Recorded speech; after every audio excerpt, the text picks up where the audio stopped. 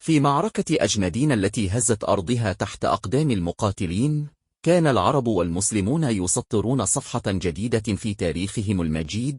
الروم في صفوفهم يترقبون بحذر، بينما يعلو ضجيج المعركة وصليل السيوف يتداخل مع صرخات النصر والتحدي. وسط هذه الفوضى ظهر فارس عربي بطل يدعى ضرار بن الأزور، شخصية سطرت ملاحم الشجاعة في ساحات القتال.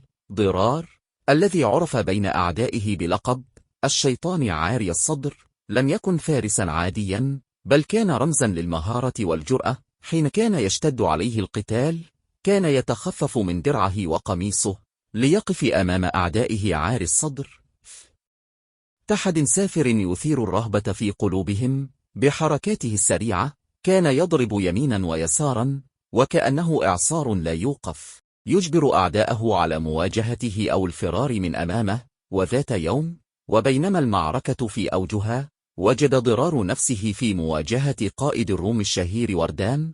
نظر وردان إلى ضرار وعرفه على الفور. هذا هو الشيطان عاري الصدر، قالها في نفسه بقلق واضح. اشتبك الاثنان في مبارزة شرسة لا يسمع فيها سوى صوت السيوف المتشابكة وصيحات المقاتلين من حولهما. استمرت المبارزة، وكل ضربة كانت تسمع أصداؤها في أرجاء المعركة. وفي لحظة فارقة استطاع ضرار أن يخترق صدر وردان برمحه، لكن الأمر لم يتوقف عند هذا الحد، فقد أكمل سيف ضرار المهمة ليسقط وردان صريعا على الأرض، وتعلو صيحات المسلمين: الله أكبر! الله أكبر!